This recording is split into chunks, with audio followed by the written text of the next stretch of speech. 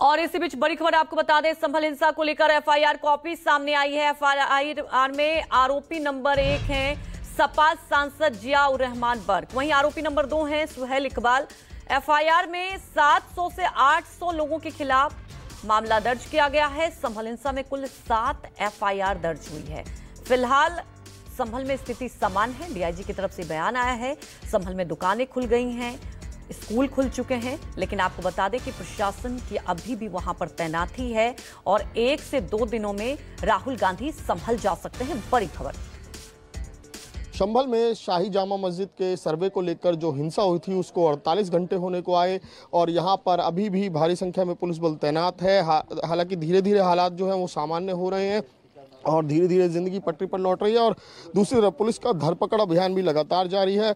अब तक कुल 25 लोगों को गिरफ्तार किया गया है और जिसमें महिलाएं भी शामिल हैं, क्योंकि पुलिस का कहना था कि जो पत्थरबाजी हुई थी, जो हिंसा हुई थी, उसमें कहीं ना कहीं महिलाएं भी शामिल थी और नाबालिग भी शामिल थे। तो नाबालिगों को भी पकड़ा गया है और उनको जुवेनाइल जस्टिस बोर्ड के समक्ष जो है वहाँ उनके खिलाफ कार्रवाई की जा रही है। साथ ही साथ जिन लोगों को गिरफ्तार किया उनको भी न्यायालय में पेश करके कुछ लोगों को जेल भेज दिया गया, जबकि कुछ को रिमांड पर लिया गया, क्योंकि उन्हीं के जरिए ये जानकारी मिलेगी कि आखिर इस पूरी साजिश के पीछे कौन कौन लोग इसके जिम्मेदार हैं, किस तरह से भीड़ वहाँ पर पहुंची। क्योंकि जब एक तरफ सर्वे चल रहा था तो सुबह के समय वहाँ पर कुछ लोग इकट्ठा हुए और उसके बाद धीरे धीरे करके वो भीड़ बढ़ती चली गई और बाकायदा ना सिर्फ भीड़ बढ़ी बल्कि वो जो भीड़ थी वो पूरी तैयारियों के साथ आई थी। लोगों ने चेहरे कवर किए हुए थे, हाथों में हथियार थे और इसको लेकर लगातार परत दर परत जैसे जैसे वीडियो सामने आ रहे हैं तो उसको लेकर पुलिस और प्रशासन पर भी आरोप लग रहे हैं, जिसका सिलसिलेवार जवाब दिया गया।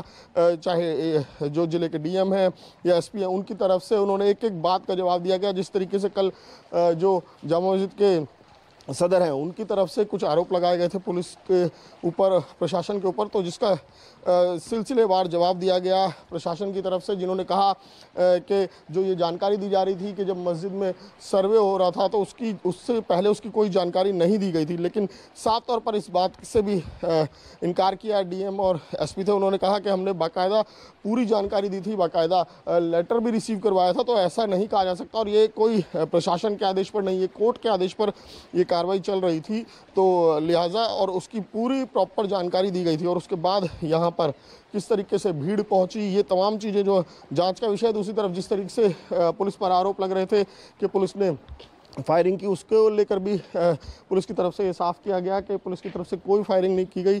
नॉन लीथल वेपन थे जिसकी बाकायदा जो डीएम है उनकी तरफ से परमिशन थी। रबड़ बुलेट्स चलाए गए, लेकिन लगातार जो पुलिस और प्रशासन को घेरने की कोशिश की जा रही है। हालांकि क्योंकि इस मामले में अब जो सांसद हैं उनका भी नाम सामने एफआईआर में दर्ज है, जो विधायक के बेटे हैं उनका भी नाम एफआईआर में दर्ज है, तो बहरहाल अब पुलिस ने साफ कर दिया कि जो भी लोग इस घटना के जिम्मेदार होंगे उन पर सख्त से सख्त कार्रवाई की जाएगी और जिनका भी नाम सामने आएगा उनको पूछताछ के लिए जरूर बुलाया जाएगा।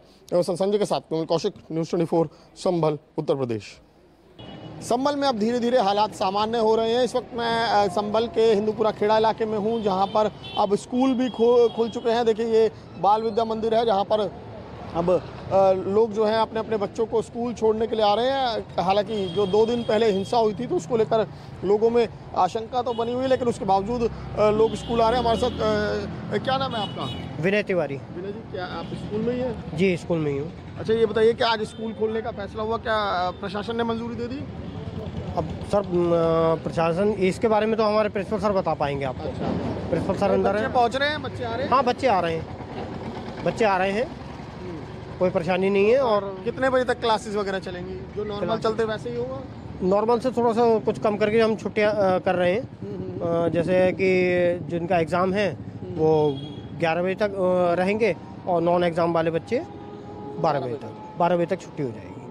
बिल्कुल, देखिए स्कूल तो खुला है और जिनका एग्ज़ाम है वो 11 बजे तक रहेंगे और जो दूसरे बच्चे हैं उनकी 12 बजे तक क्लासेस चलेंगी। स्कूल लेकिन खुले हैं, ये अच्छी तस्वीर है, क्योंकि जिस तरीके से हिंसा हुई थी 48 घंटे पहले, उसको लेकर कहीं ना कहीं लोगों के मन में आशंका बनी हुई थी कि आखिर कितने दिन अब उन्हें इस तरह के हालात झेलने पड़ेंगे, क्योंकि धारा 163 बीएनएस की लगी हुई थी। लेकिन अब धीरे धीरे ऐसा लग रहा है कि जो है वो ज़िंदगी पटरी पर लौट रही है और अब स्कूल खुलने की आपको अच्छी तस्वीर नज़र आ रही है और पेरेंट्स खुद अपने बच्चों को लाकर यहाँ पर स्कूल भेज रहे हैं और साथ ही साथ उनको समय भी बताया जा रहा है कि कितने बजे तक स्कूल खुला है और वापसी जब उनको बच्चों को रिसीव करना होगा तो वो किस टाइम तक यहाँ पर पहुँच जाएँ। तो ये थोड़ी सी अच्छी तस्वीर पेश कर रहा है कि अब यहाँ पर पूरी तरीके से जो है नॉर्मलाइज हो रहा है। और आज ऐसी भी जानकारी मिल रही है कि आज मार्केट्स भी यहाँ पर जितनी है वो भी खुल जाएंगी। कैमरामैन संजय के साथ में कौशिक, न्यूज़ 24 संभल। वक्त हो चला एक छोटे से ब्रेक का, जल्द हाजिर होंगे।